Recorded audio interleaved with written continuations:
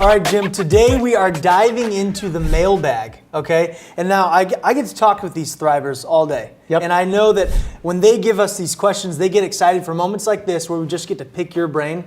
So here's the question that we've got from a thriver today in Waco, Texas, okay? This thriver says, I'm 38 years old and I'm really struggling to see the value of ongoing education. I have a degree from the University of Texas and an MBA from Baylor, yet I can't find a job and I just keep getting told from my family that I need to go back to school to freshen up my job skills.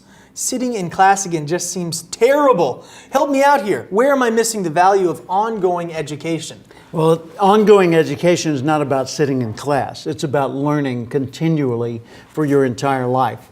And the difference between a profession and a job is a professional considers that education is lifelong. It's never going to end, and you constantly have to stay on top of your game. So think like a doctor, for example. A doctor, if he or she went to college, got their medical degree, and then 7 years later, with no more education in between, is operating on you, how are you going to feel? You know, threatened, right? So think of it differently. Your problem is not education. Your problem is not a challenge with classrooms. It's the way you're thinking about education. Learning is fun. Learning is what you're doing right now. Learning is what Thrive's built on. And it's cool that you're from Waco, Texas. Waco, Texas is where Paul J. Meyer founded Success Motivation Institute years ago. And the first audio cassette series I heard back when recordings were on cassettes, if you can remember that, was Earl Nightingale's tapes. The second one I heard was Paul Meyer's. And he had a whole series called The Science of Personal Achievement or something like that. And I remember listening to those and being inspired by it. Now, I wasn't in a classroom. Right. I wasn't going back to college, although, you know, I mean, it may be helpful for you to specialize and dig down deep into one particular field that really turns you on and develop your skills beyond the other, you know, the normal folks and get an edge that way.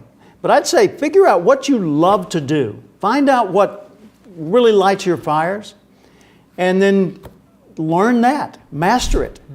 I remember hearing Earl Nightingale saying years ago in one of the recordings that I listened to so very often. And by the way, let me make a quick point here. I spent, when I was not in college, and by the way, I have 3 years college. That's it. I never got a degree.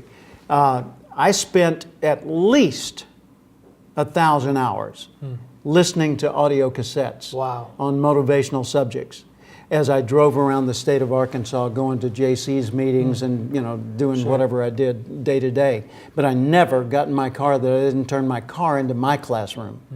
But I heard Earl Nightingale say one day, if you want a job, just figure out which job you want.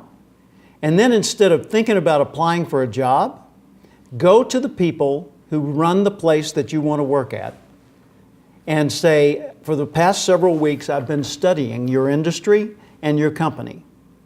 And I see a few opportunities for how you can do a whole lot better, and I'd love to help you with that.